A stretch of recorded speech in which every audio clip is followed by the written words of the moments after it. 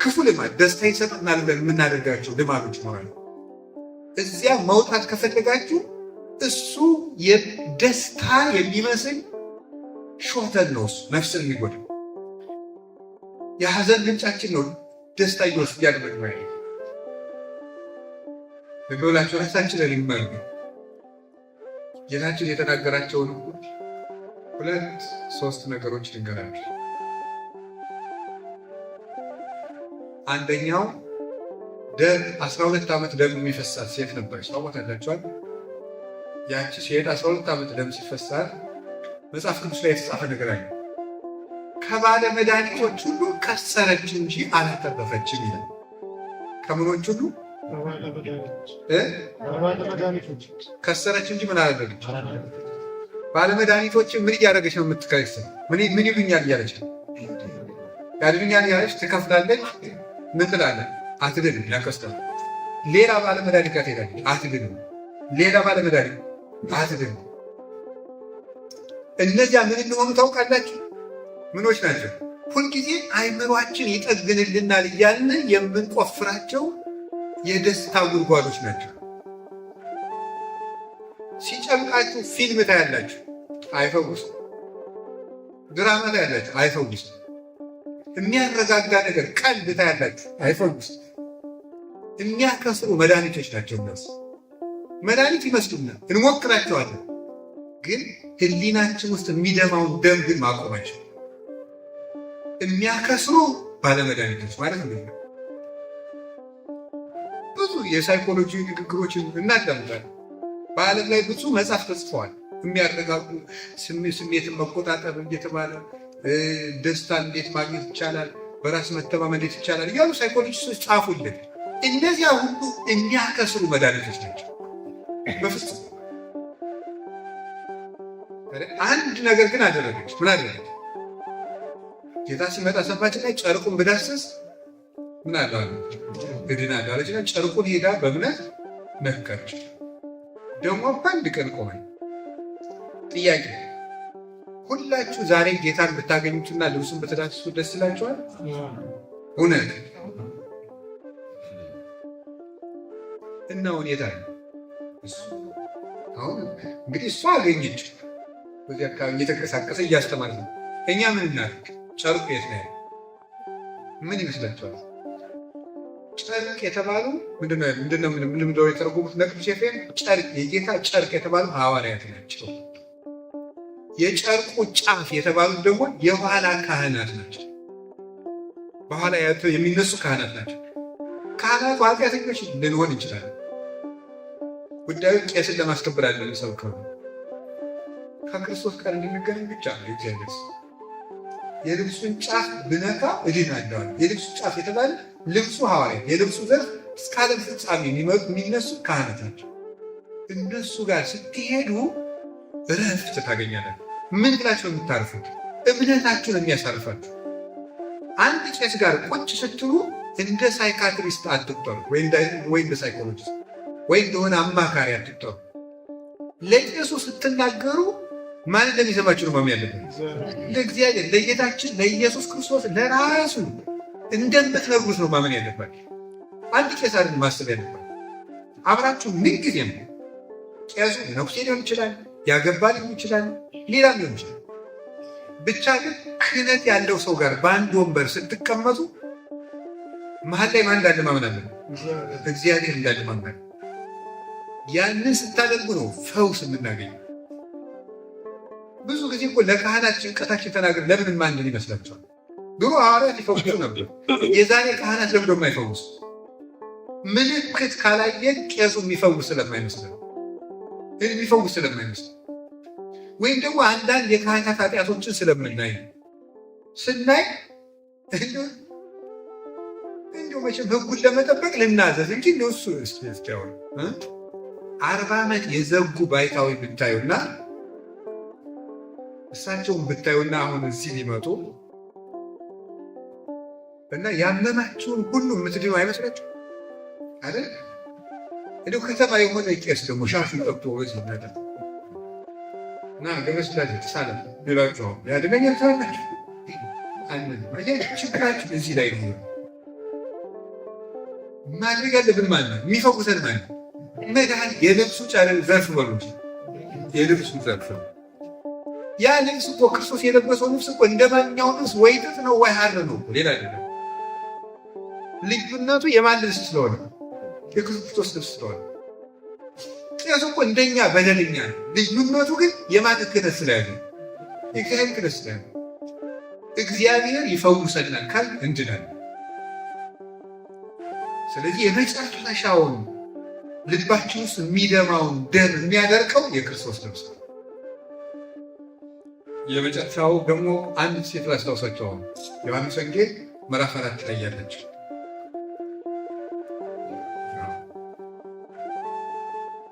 ያቺ ሰው ምን አይነት ሰው ነበር መሰላችሁ? ከደስታ ጋር የሚያዙ ስለሆነ ምን አይነት ሰው ናት? ጌታችን ኢየሱስ ክርስቶስ መንገድ ሰብሮ ሄዶ ያገኛት ሴት ነው። ጊዜ ነው ያስተማርኩት ስለዚህ ሰው ግን ክርስቶስን ስለምትወክል ሁልጊዜ ብናገርላት ወይም ታሪኳ እሱን ስለምትወክል አልሰለችም። ሄዶ ውሃ ሰጭኝ ያለ ምን ብላ ነበር የመለሰችለት? አንተ አይሁዳዊ እኔ ሳምራዊት እንዴት ውሃ ትለምነኛለህ አለች። ውሃ የሚለምንሽ ማን እንደሆነ ብታውቂ አንቺ ትለምነኝ ነበር አለ። ምን ብላ ሰጠች? እንዴት አለች። አንተ ይህን ጉድጓድ ከሰጠን ከያዕቆብ ትበልጣለህ አለች። ከዚህ ጉድጓድ የሚጠጣ ሁሉ ይጠማል፣ እኔ የምሰጠውን ውሃ የሚጠጣ ግን አይጠማም። ሁሉ ዘይሰቲም ዝቱማይ ይጸም ወይመጽእ ዳግም፣ ከዚህ ውሃ የሚጠጣ ሁሉ መልሶ ሊቀዳ ይመጣል፣ መልሶ ይጠማል።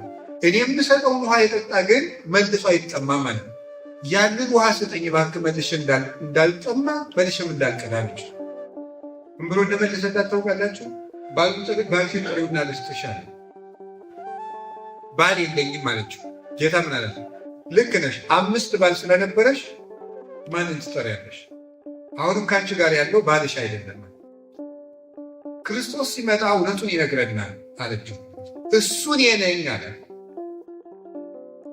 ከዚያ በኋላ ተነስታ በከተማው ሄደችና ሕይወቴን የነገረኝ ኑ ላሳያችሁ እያለች የከተማውን ሰው በሙሉ ወደ ጌታ ተስፋ መጣ። አሁንን ነገር አስተውሉ። የእግዚአብሔር ሰው የመጀመሪያ ጌታ ያንን ውሃ ከዚያ በኋላ መልሶ ጠይቋታል? አልጠይቃትም። ሁለተኛ ያቺ ሴት ያንን ውሃ መልሳ ጠይቀዋለች? አልጠየቀችም። ጌታ ለምንድን ነው ያን ውሃ መልሶ ያልጠየቃት? ክርስቶስ የጠማው ውሃ ሳይሆን የእሷ መዳን ነበር። ውሃ ጠማኛ ክርስቶስ ውሃ ጠማኛ አለ። የዚያችን ሴት መዳን ነው እንጂ ውሃ አልነበር። እግዚአብሔር የሚፈልገው ትልቅ ህንፃ አለ። እግዚአብሔር የራበው ትልቅ የወርቅ ጥላ አይደለም።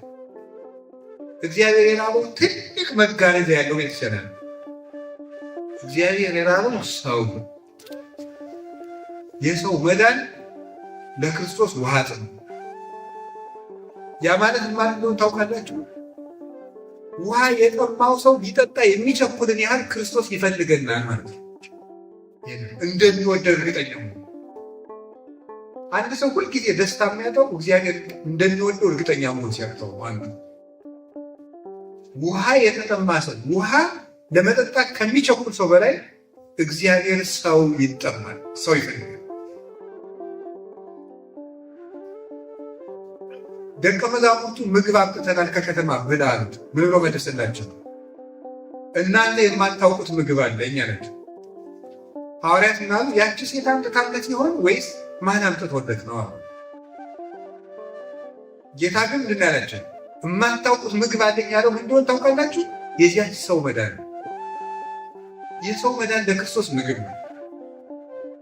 ያቺ ሴትስ ውሃ መልሶ የማያስጠማ ውሃ ስጠኝ ብላ ሲያበቃ መልሳ ስጠኝ ሳትለው የቀረች ይመስላችሁ? ያ ውሃ ጌታ ስለነበረ ያንን ውሃ ስላገኘችው የማያስጠማውን ውሃ ስጠኝ ብላ መልሳ ያልጠየቀችው ለዚህ ነበር። ስለዚህ ጌታ ምን አለ? ከዚህ ጉድጓድ የሚጠጣ መልሶ ይጠማል ማለት ይሄ ጉድጓድ የተባለው በዓለም የተዘጋጁ የደስታ ምንጮች ናቸው። ጭፈራ፣ ዘፈን፣ መጠጥ፣ ገንዘብ፣ ሌላ ውበት፣ ዝሙት፣ አመንዝራነት፣ ፈቃድን መፈጸም እንዲህ ያሉት ነገሮች ሁሉ መልሰው የሚያስጠሙ የውሃ ጉድጓዶች ናቸው። መልሰው የሚያስጠሙ ማለት ነው?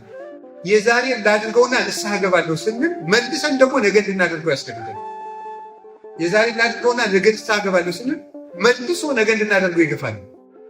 ኃጢአትን ጠልቶ እንጂ አድርጎ ማቆም አይቻልም። ስለዚህ መልሰው የሚያስጠሙ ጉድጓዶች ማለት ሰርተው በቃኝ የማያስብሉ ዛሬን ጨፍሬ ልተወው፣ ዛሬን አመንዝሬ ልተወው ብሎ መውጣት የማያስችል ጉድጓድ፣ ነገም አምጡ የሚያሰኝ ክፉ ጉድጓድ ነው። ከዚያ ጉድጓድ የጠጡ ሰዎች ሁሉ መልሰው ተጠምቀዋል። ሰሎሞን 2-3 ሴት ሲል ነው 1000 ሴት እስከ ማግባት የደረሰ። 1000 ሴት አግብቷል። አንደኛ ነገሥት ምዕራፍ 11 ቁጥር 1 ጀምሮ የሰሎሞን 1000 ሚስቶች ነበሩ። ያ እንግዲህ ኃጢአትን ሁልጊዜ ዛሬ ምንድን እያለ ነው የጀመረው? ቆይ እችን ያይቱን ሴት ከዚህ በኋላ አቆማለሁ፣ ከዛ አቆማለሁ፣ 5 አቆማለሁ ሲል 1000 ደረሰ። ቀጥሎስ ምን አደረጉት? ጣዖት አመለከ። ሴቶቹ እኛን መከተል ከፈለግ ጣዖት አመለከ። እግዚአብሔር እንትቶ የጣዖት መሰዊያ ሰራ፣ ለጣዖት አጠነ። ሰሎሞንን ያሉት እግዚአብሔርን በዚህ ምክንያት መንግስቱን ፈለገ፣ ከፈለ። ለዚህ ነበረ መጽሐፈ መክብብ ምዕራፍ 1 እና ምዕራፍ 2 ስታነቡት አትክልት ተከልኩ፣ አዝማሪ አበዛው፣ ሴቶችንም አበዛው፣ ሁሉም ነፋስን እንደመከተል ነበር። ነፋስን የተከተለ ሰው ጅራቱን አይዘው መያዝ የለውም። ደስታ ያሳደደ ሰው እጁ ላይ የሚቀር ነገር የለም፣ ልቡ ወድቆ ነው የሚቀር። ስለዚህ መልሰው የሚያስጠሙ ጉድጓዶች ያላቸው ኃጢአት በሞከርነው ቁጥር መልሰን እንድንሰራው ምንጭ የሚሆን ስለሆነ ከዚህ ጉድጓድ የሚጠጣ ይጠማል። እስኪ በሉ ከዚህ ጉድጓድ የሚጠጣ በሉ መልሶ ምን ይላል? ስለዚህ አንድ የለመዳችሁት ኃጢአት ቢኖር ስሩትና ነገ ትተውታላችሁ ሲላችሁ በዲናችሁ የምትመልሱት መስሉ። ከዚህ ጉድጓድ የሚጠጣ የዛሬን ስሩትና ነገ ትተውታላችሁ ሲላችሁ ዲናችሁ መልሳችሁ ነው። ከዚህ ጉድጓድ ዛሬ የሚጠጣ ነገ መልሶ ይጠማኛል፣ ስለዚህ አልጠጣም መልሳችሁ። ከዚህ ጉድጓድ የሚጠጣ መልስ የለም። የዛሬን ጫጭም የተዋለ የዛሬን አጭሼ የዛሬን ጨፍም የተዋለ የለም። የመዳን ቀን ዛሬ ነው። የማያስጠማው ውሃ ግን ማን ነው? ጌታችን ኢየሱስ ክርስቶስ። ዮሐንስ ወንጌል ምዕራፍ 7 ነው ዘጸማ ይምጻ ሀቤ፣ የተጠማ ቢኖር ወደ እኔ ይምጣና ይጠጣ። በከመ ይቤ መጽሐፍ አፍላገ ማኅይወት ይወይን ከርሱ፣ መጽሐፍ እንደተናገረ የሕይወት ውሃ ከሆዱ ይፈልቃል። ጌታችን ኢየሱስ ክርስቶስ የሕይወት ውሃ ነው። እግዚአብሔር ሰው የሕይወት ውሃ ነው ማለት ነው። ውሃ ያነጻል። ተናዛችሁ እንደጨረሳችሁ አንጽቶ ይሰጣችኋል። ምንም ቅሬት ሳያስተ ውሃ በረሃውን እንዲያፈራ ያደርጋል። አያደርግም? ዱባይ ሄዳችሁ አታውቁ? ወይም ሰምታችሁ ታውቃላችሁ? እልም ያለው በረሃ ያትክልት ሀገር ያለው ማንም ምንድን ነው እንደዚህ ያደረገ? ውሃ። ክርስቶስ የኃጢአት በረሃ የሆነው ሰውነት የጽድቅ ፍሬ እንዲያፈራ ያደርጋል። እውነት ዘማዊቷ መግደላዊት ማርያም 7 አጋንንት የሰፈረባት የሐዋርያት ሰባኪያን የነበረች አፖስትል ኦፍ አፖስትልስ ሆነ የምትባለው በቴዎሎጂ ትምህርት ራሱ የሐዋርያት ምናቸው ሐዋርያቸው ነው። ለሐዋርያት ትንሣኤን የሰበከቻቸው ስለሆነ የመጀመሪያ የትንሣኤው ምስክር የሆነችው ሴት 7 አጋንንት የሰፈሩባት ዘማዊት ነበር። ቅዱስ ጴጥሮስ ጌታን ስንት ጊዜ ካደረሰ ነው? 3 ጊዜ ካደረሰ ነው። ያን መጡ የሃይማኖት ጎርፍ ያጎርፍ። እግዚአብሔር በበረሃ ውስጥ ፍሬ እንዲያፈሩ ማድረግ ይችላል። ምንም የኃጢአት በረሃ የለም ብሎ በጌታችን በኢየሱስ ክርስቶስ ውሃነት ግን ማፍራት እንችላለን።